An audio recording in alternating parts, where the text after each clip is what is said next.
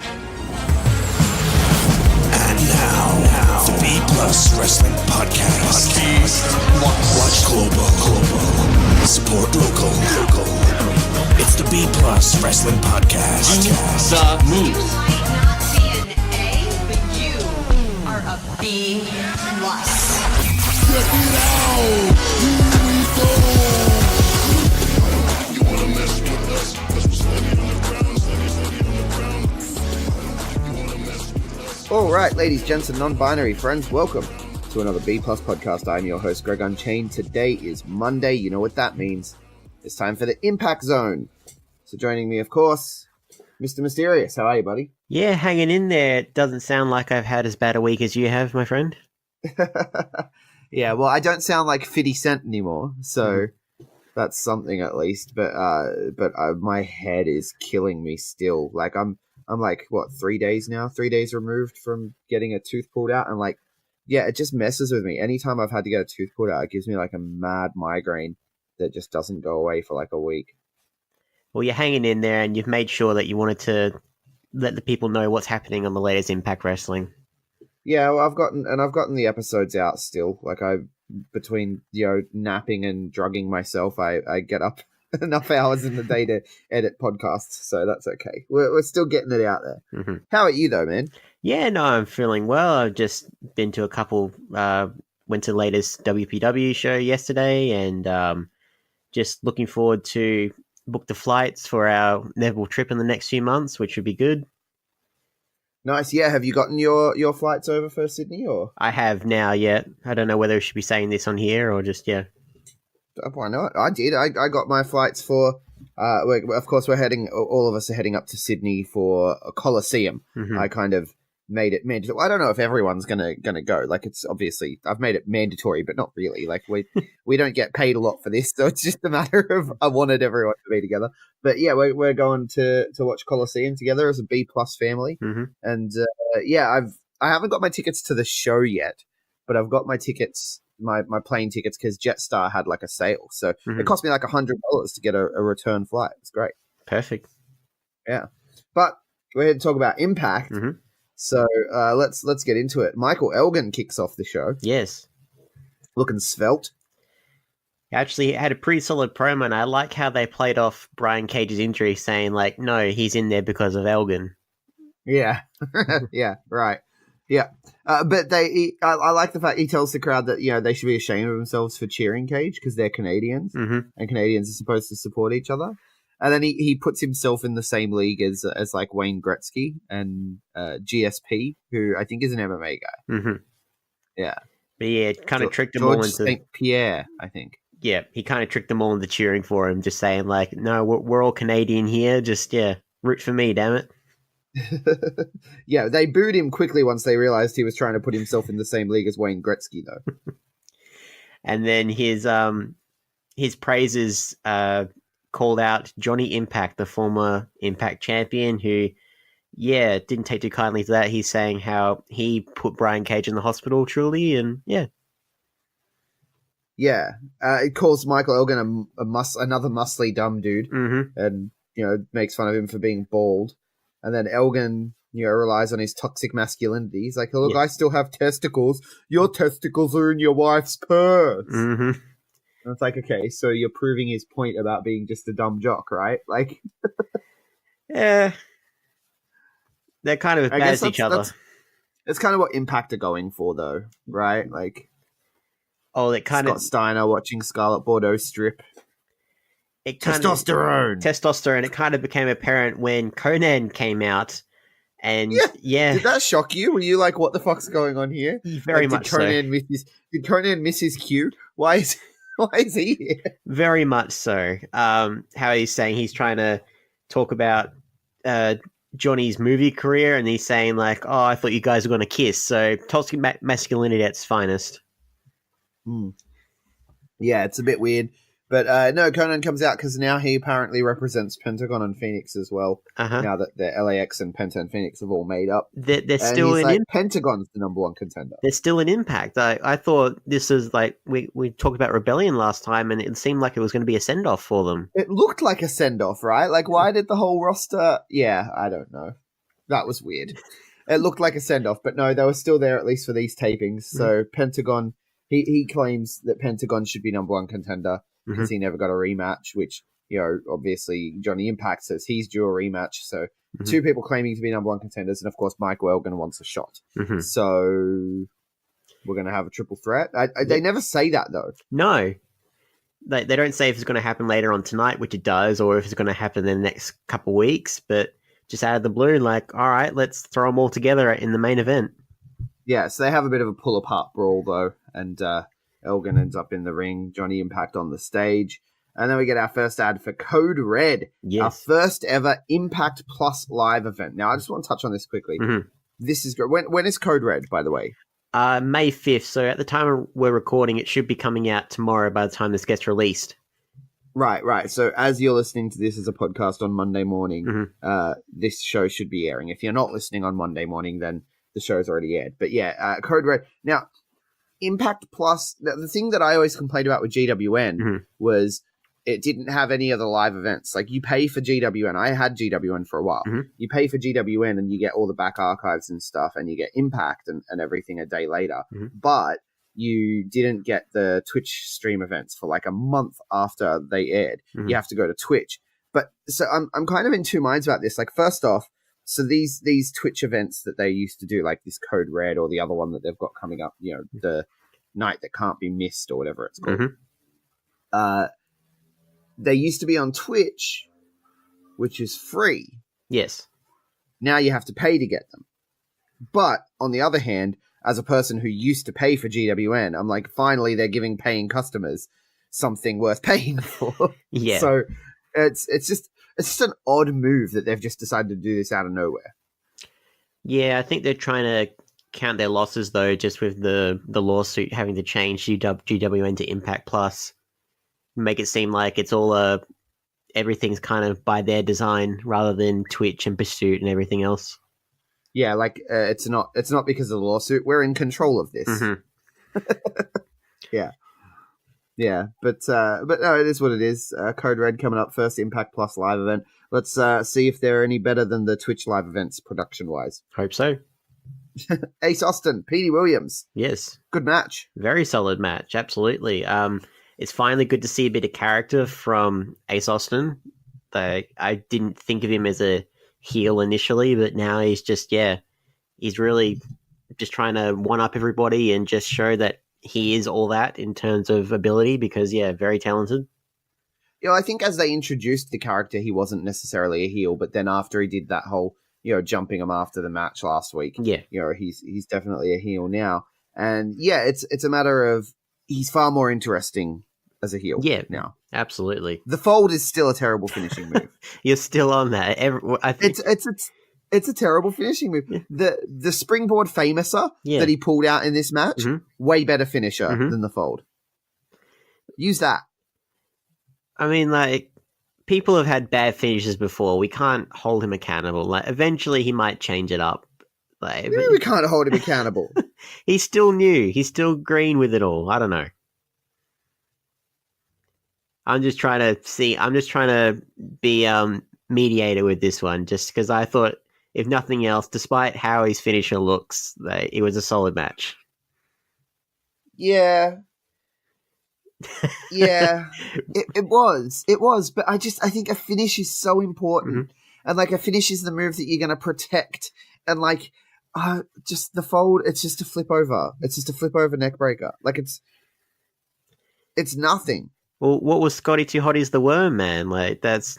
Okay, look, it's better than the Worm. Okay. Sure. Okay.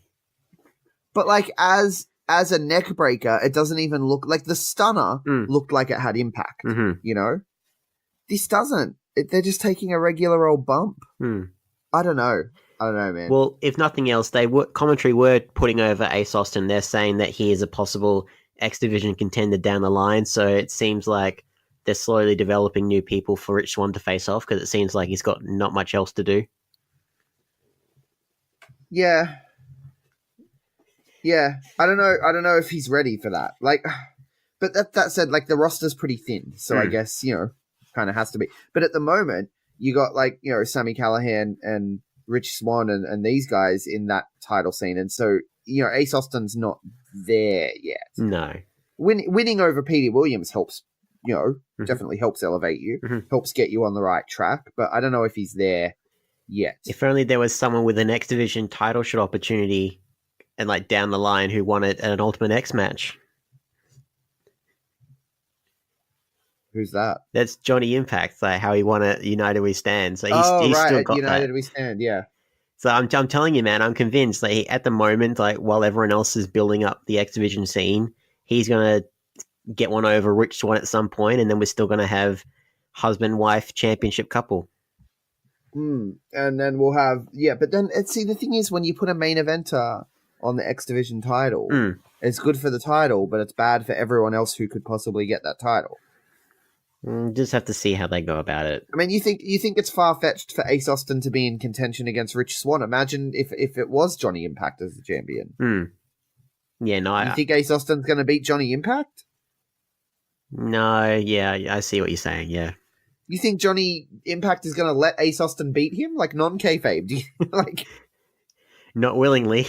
No, yeah, I don't know, man.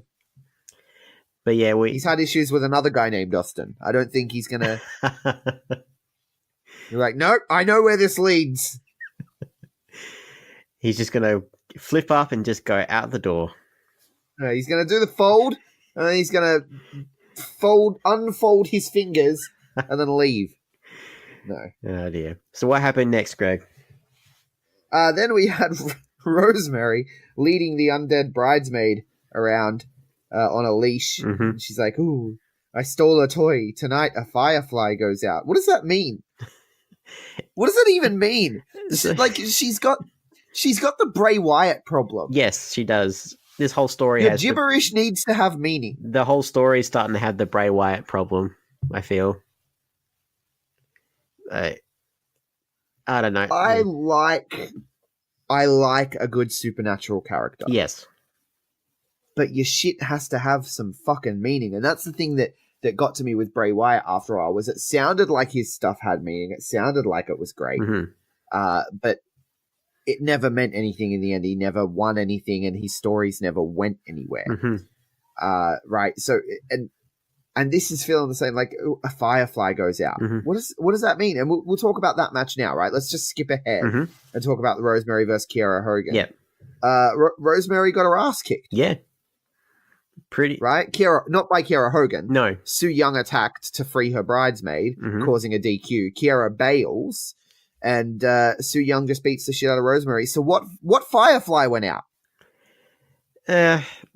Just the friendship, maybe? Like, the proposed friendship, because some people are trying to tell me that it might be a heel turn for Kiera, and I'm not exactly too sure where they're going with it, because, like, Rosemary's been treating her like shit for the past few weeks.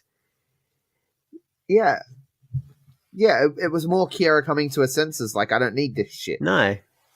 Let the supernatural people handle their problems, and yeah. Yeah, I don't know. But the firefly went out, apparently. Rewind. That was just the backstage segment, so we'll skip over that match when we get to it. But rewind. Sami Callihan says he got screwed by not being allowed to have OVE at ringside, which, considering it was an OVE rules match, yeah, I guess he kind of did get screwed. A little bit. And he challenges Rich Swann to find a family and come to Impact next week, 4 versus 4 OVE rules. Yeah. It was next week, right, that he challenged him for that That's one? right, next week. Yeah. I'm keen for this. Should be good, just especially with the fourth person they announced. Yeah, so Sami Callihan, yeah, I see what you did. Sami Callihan continues to be a highlight, though, of Impact. He's definitely, like, they keep, throughout this episode, they were talking about people, who could be the next contender for such and such championship, and they were mentioning Sami Callihan there a couple times. So they're reminding you that, oh no, we still have plans for him, just not right now. Yeah, it should be Sami. Sami's the best. Sami's the best thing they have. And Sami's the draw card. I'd say that pun intended. Sami's the draw card for potentially getting Moxley into Impact for a match too. Well, there are rumors, obviously, like everyone's wondering where he's going to end up. Like what do you reckon the chances are he could end up in Impact? I think not high. No. I mean, maybe. I think it's more likely that he goes to AEW. I mean, if you look at the video that he released, there is you talked about it on All the Rest yesterday.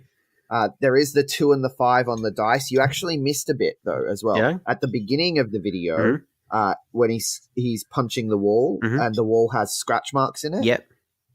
5. So if you take the 5, right, which is scratched into the wall, if you take the 5 as the month and then the 2-5 as the day. Okay, that's 25th of May, which May is 25th. double or nothing, yeah. Right. And because, it was the 5 was scratched into the wall and people are like, no, but it's not the 5 because there was a bunch of them. And it's like, yeah, but if you look at the spotlight, how many of the 5s were highlighted? 5. 5 of the 5s were highlighted. 5 5s is 25, 25th of May. It's a lot of... This is conspiracy, Greg. I've got the Hulk bandana on. It's not the number 23 movie. There seems to be some sense to this. No, there definitely does. So someone actually went out and checked out the Viper Room, because he walks past... The thing he walks past that has the dice is a Viper Room painting. Yes. Right? But it's not the actual logo for the Viper Room.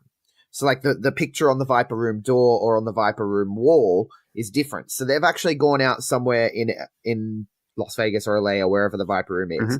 They've actually gone out somewhere and found, a billboard thing for the Viper Room that has the 2 and the 5 specifically, as opposed to just walking past the actual Viper Room. Right? Okay.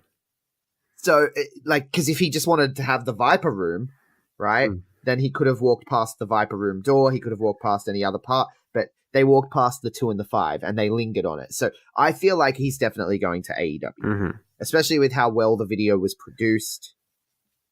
That's going to cost some money. There's a big dog chasing him. You need someone who's trained. You need a trained dog for that. Well, if nothing else, we hope that all the best for Sami Callihan as he keeps going through all right. this. Yeah. We went on a tangent there. Sorry. No, it's fine. It's just a matter of, I think that he could end up in Impact. Sami Callihan, Pentagon. They would be the only 2 matches that I think are going to be attracting him to Impact. What do you think? Yeah, like you mentioned that the roster's pretty thin, and if he was going to be a part of Impact Wrestling, it wouldn't be a exclusive thing, just because I don't even know if they could afford him, to be honest, but yeah. No. It would be a... Well, I think they can, because like we've said multiple times, they made what has been said to be real offers to Kenny Omega and Chris Jericho. So, it's possible, but I think the far better option is AEW. Yeah. We just hope for the best for Impact, just to try and help make sense of what goes on every week, don't we? But Sami Callihan, man, he's the best. He's the best. I'm looking forward to it. He should be the champion. And I'm going to say that every week. He should be the champion. Then we get an ad for A Night You Can't Miss. Yes. With Great Muta. Another Impact Plus special. When's this one for? This one is June 8th at the 2300 Arena. Of course. June 8th, 23. This is why I keep you around. You know all the important information. All I know is they're promoting too many fucking shows at once. Well, they're starting to get the content out there, and more stuff for Impact Plus, the amount of ads they had for it. Yeah, I understand this, but here's the thing, Impact. People aren't paying for your shit. It's just not happening. No. Right? And I understand you want people to pay for your shit. And please, try to get people to pay for your shit. I want you to stay alive as a company, right? But you get people to pay for your shit with a good, consistent product. Yes. You don't get them to pay for your shit with constant ads. You don't get them to pay for your shit with too many shows. Because here's the thing. I can't remember when these shows are. No. Good thing you're around. Because I don't fucking know when these shows are. They had ads for... That wasn't the only one. There was another one later in the night. They talked about Bash at the Brewery. Did you catch the date for that one? I think that's in June as well, so it's going to be around about the same time they have Bound for Glory and everything else. And yeah.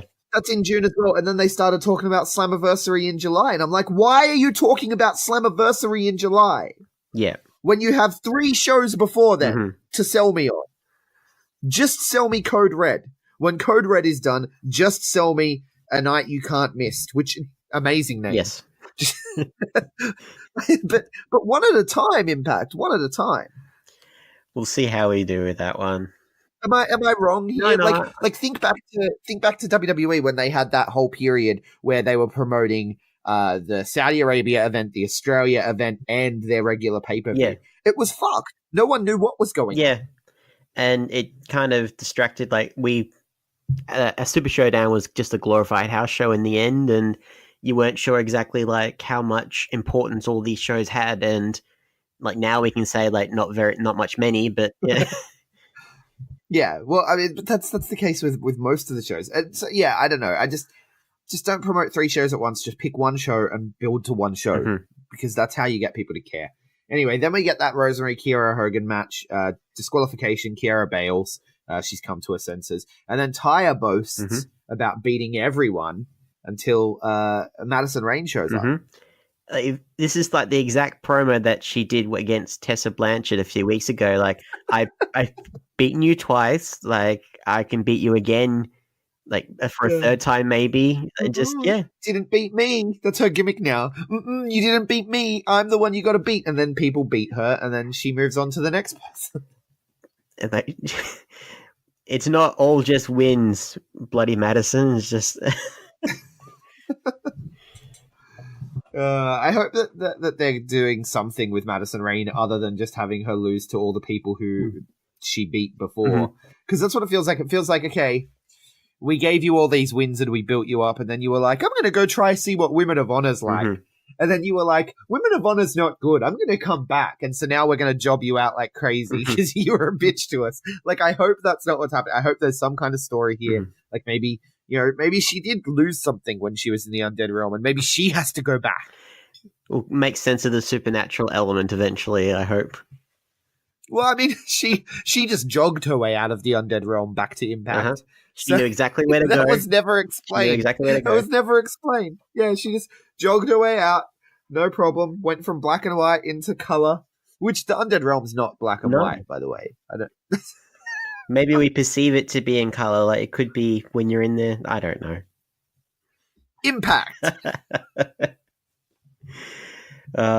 We had our next match, of course, Eddie Edwards versus Phoenix. I actually enjoyed this. It's been how long has it been since Phoenix has been in singles action? Yeah, a long time. Yeah, they talk about it with Pentagon too, like because they've been tagging for a while. So we're talking not long after WrestleMania last year. Penta had his short little title run. Phoenix had like a little run towards the X division, like with all those guys. So we're talking like, probably July or August. Yeah, so this was, aside from the main event, this was like one of my favorite matches. If not for the finish and the appearance by a certain anti-machine. yeah. Got those shirts made prematurely. Sorry, buddy. Cage got injured.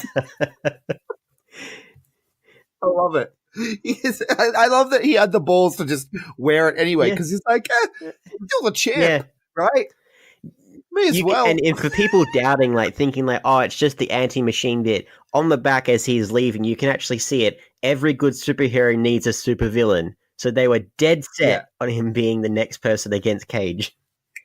Oh yeah, he was totally. I like it better this way because this way, they've gone. Well, we need to kill some time. We're going to put a bunch of guys together to try to scramble for the title, but let's leave Killer Cross out of it because he's the clear villain, right? And so it just sort of makes Killer Cross feel more special. Oh yeah, and the fact that Killer Cross can just interfere in whoever he's interfering with and just fuck with whoever he's fucking with because he's got time this week. I love it. Yeah, like he was fucking with Willie Mack for whatever reason, right? And now he's fucking with Eddie Edwards, and I love it. I think it's great. I think Killer Cross is very quickly becoming the new Sami Callihan. That's the money match.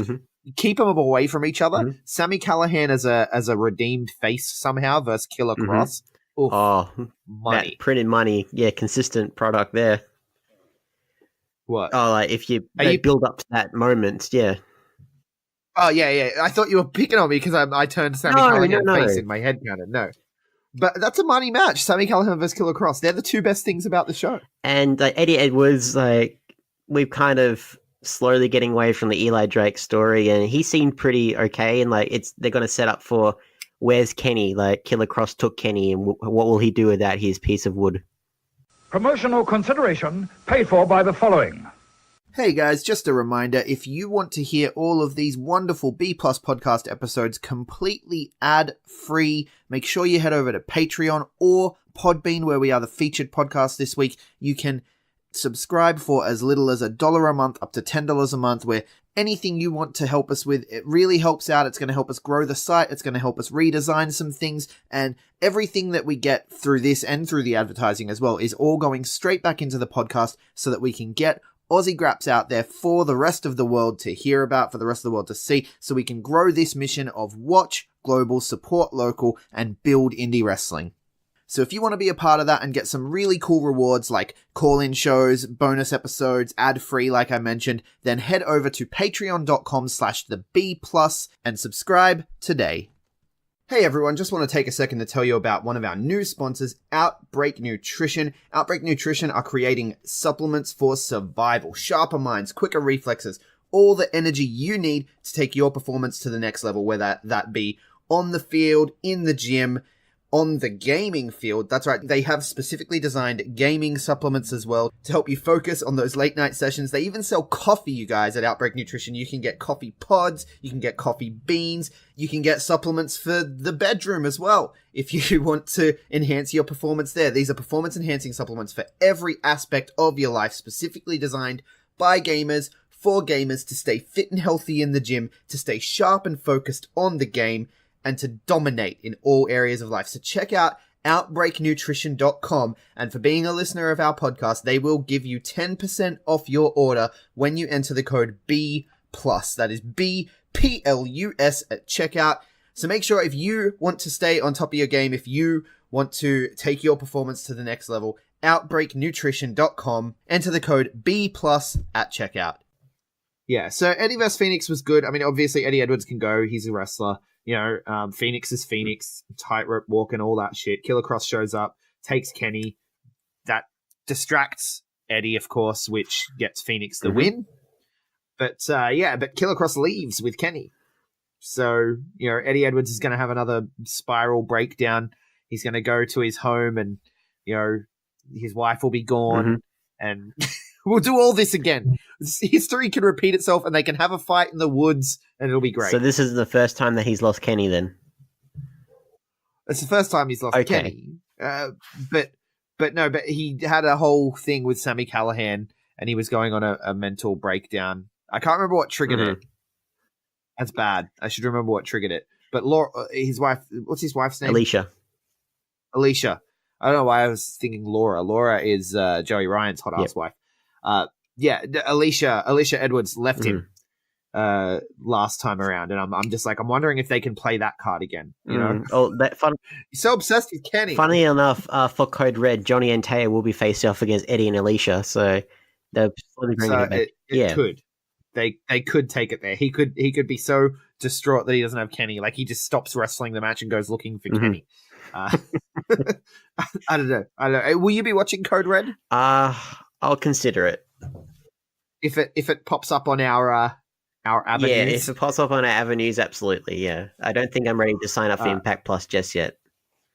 Yeah, no. Look, if people want us to sign up for Impact Plus, support us on Patreon, and specifically in your Patreon pledge, like, give us a note and just say, this is so you can sign up to Impact Plus. And if you do that, I 100% will use that money for Impact Plus. But short of that, Impact have a lot of selling to do to tell me that I should be paying them again, because I paid them for a good many months thinking that they were going to come good, and they just got worse and worse over that period, and I got pissed off. And then I forgot to cancel it, so I paid them for a couple months more. So as far as I'm concerned, they owe me 3 months of Impact Plus. I paid for good shows, damn it. Oh, dear. Moving on. So it looks like Rich Swann has found a new partner for their 4-on-4 match against OVE. Yeah, so Tommy Dreamer comes up and he's like, you know, it seemed like he was angling to get on the team. And he was like, well, I know Willie Mack's going to have my back, so it's good that you're here. Now we just need one more guy. And then the smoke appears, and I'm like, oh shit, they're gonna put her in a match with OVE? No fucking Yeah. way. She'll get her ass Yeah. kicked. I know she's doing well, but damn. Like the true supernatural element, like there's smoke in the room and all of a sudden she just appears out of nowhere. She's the real supernatural presence in Impact. Yeah, she is. She's a femme fatale, man. She can control men Mhm. with just a bat of her eyes. Yeah. I wish they'd go back to that, to be honest, because that Scarlet was incredible. Well, it might not be completely gone just because how Tommy Dreamer and Rich Swann played it off better, but Tommy was kind of falling over her. Yeah, yeah. But it was a good segment. So they do the whole, they thought the same thing I did. Mhm. They were like, Scarlett, come on, look, we get that you're wrestling men and you're doing a good job, you're doing well, but this is OVE, like they're violent motherfuckers. I don't know if you can handle this. And she's like, oh, I wasn't thinking me. And then in comes Bar. Mhm. Seems like a perfect spot for him. Yeah, I mean, look, it's just such a fucking random thrown together team. Mhm. Willie Mack, Tommy Dreamer, Rich Swann, and Falabar. Yeah, they needed a big boy to combat Madman, so yeah, he was the real only choice. Willie yeah. Mack's a big boy. Yeah, Willie Mack is, Though. yeah. Willie Mack's a big boy. What happened to Congo Kong? Is Congo Kong around? And Jimmy Jacobs, they still around? Don't think so. Yeah. Well, Jimmy Jacobs is still around. He's backstage. He's one of the agents. Okay. Like maybe he'll come out. I want him back on TV. He'll come out of retirement for Sadly. one last match, like Gail Kim. They'll work that angle.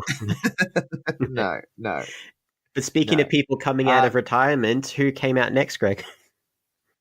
Oh, Rob Van motherfucking Dam, and he's never retired. He was still working. Oh yeah, but just like from Impact Wrestling. We haven't seen him for quite a while.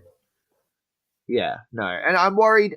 Because last time I saw him, Rob Van Dam's one of my favorites of all time.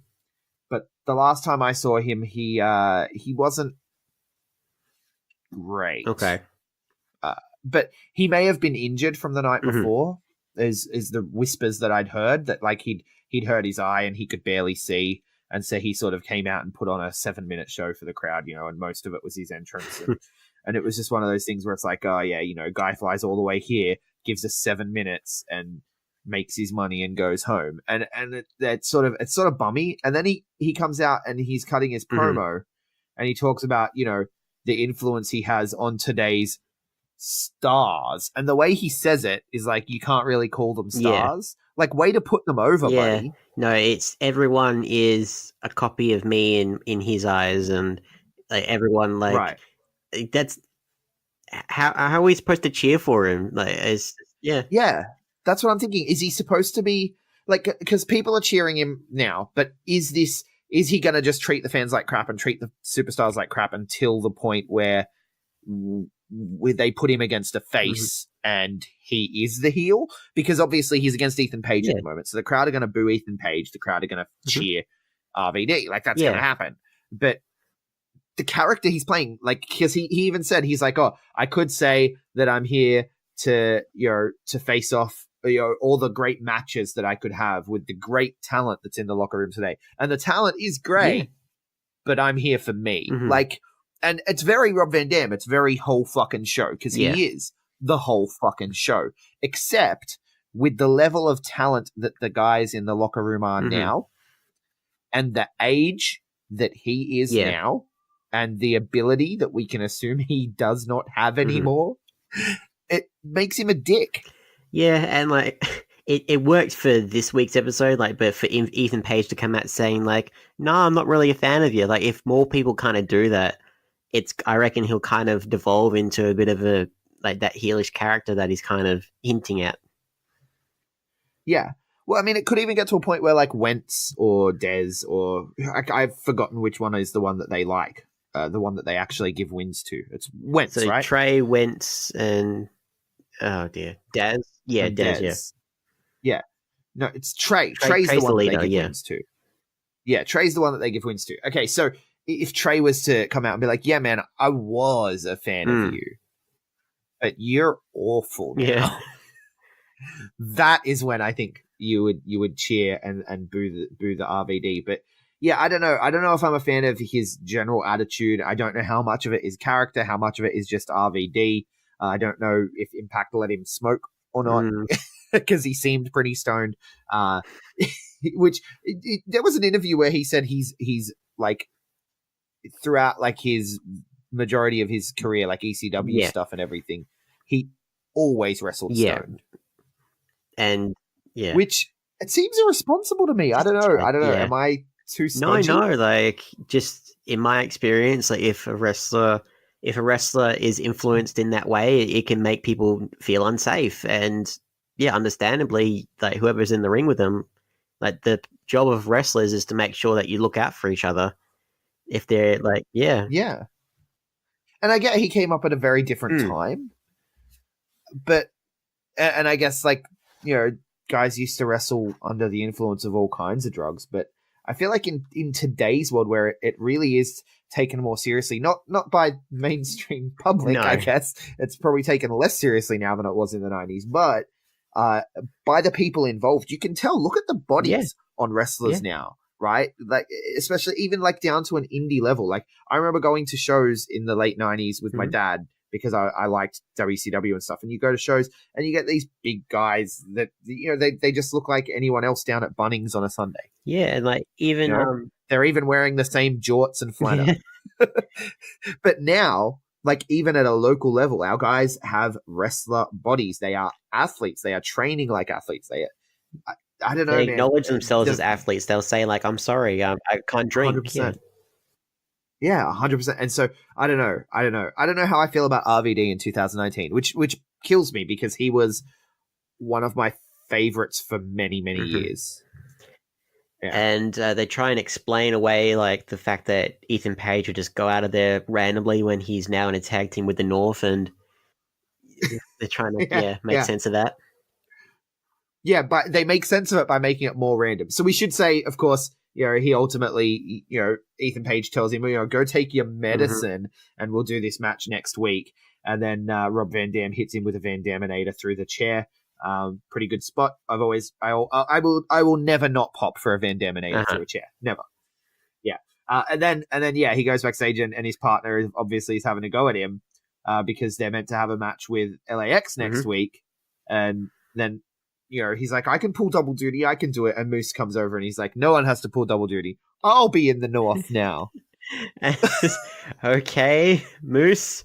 And like, they don't even tell him off. They're just like, fine. Like, I guess he's in. Yeah, it's like, yeah, cool. We're a brotherhood and you're a part of it now because reason. Moose is an honorary Canadian, like just from helping them out, and yep. The North remembers his good deeds. Oh man. Yeah. Then we see the Gail Kim and Tessa Blanchard recap.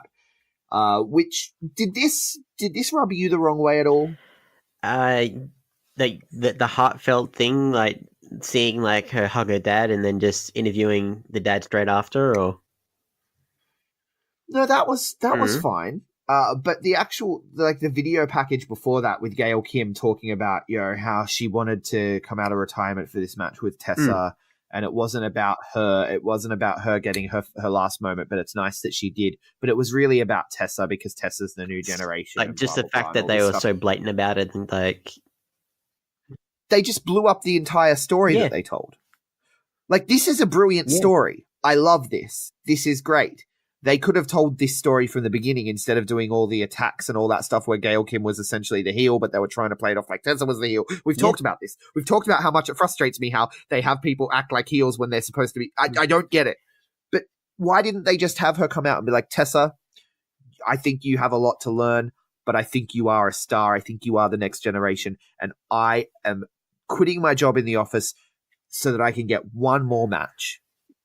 And I want it to be with you. Why didn't they just do that from the beginning? It would have been a lot more simpler, I agree. And just the fact that I now relent, like that it is a freaking face turn. Like, I wasn't too sure last week, but with her dad this week, and just like, yeah, no, she's back to where she was after the Gail Kim match.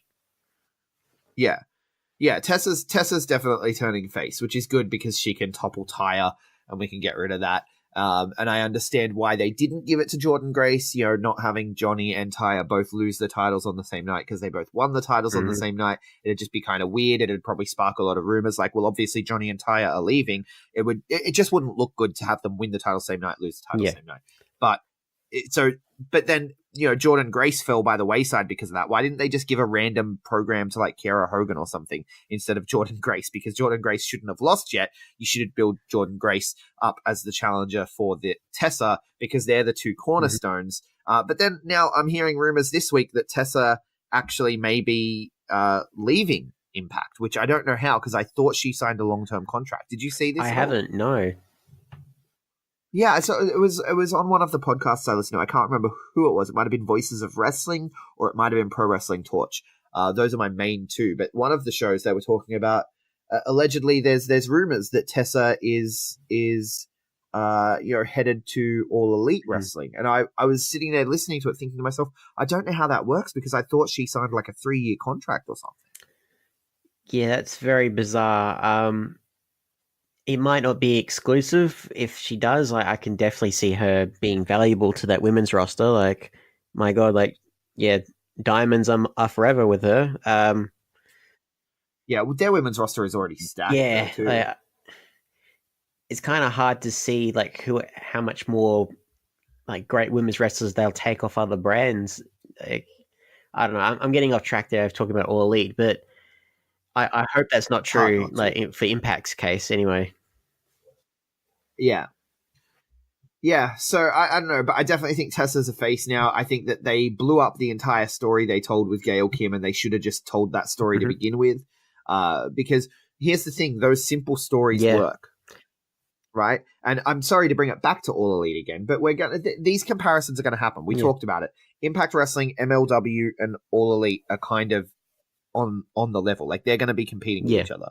So, but have a look at Cody Dustin. Yeah, right? those just 9 minutes, 2 promos. Amazing. Simple. Very simple story. And you could have done the same thing with Gail Kim and Tessa. It's such a great story. Yeah, apparently they wanted her to go into Gail Kim's husband's restaurant and make a fool of herself, and that just that's kind of still etched in my mind. And no, they just went about it the wrong way. But I agree, like, less is more sometimes. Yeah, simple storytelling. I'm trying to think of some examples from MLW because MLW are really good at just simple stories too. Although MLW do like to complicate things as well, especially with promotion. I always Promotion Estorado. How to say it? Promotion Estorado. Did I say that right? There, yeah. Spanish is the one language that I've never really pronunciation of Spanish things always fucks me. You give me something. You give me something Japanese, give me something French, I'm really good at pronouncing random words in random languages. Spanish fucks me every time. I never watched Dora. Okay. I was too old for that shit, Maybe you can teach your kids down the line, like at the same time teach yourself, and just, I don't know. No, that's the thing is my daughter watches Dora, and so she's already she's better already at, ahead of at you. Spanish stuff than me.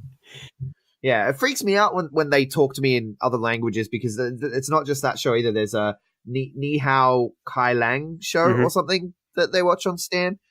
It's similar to Dora, Chinese, but Chinese. Yeah, yeah. And so like, oh, we're going to the Dragon Festival day. Ni Hao Kai Lang. And I'm like, what? Speak English, motherfucker.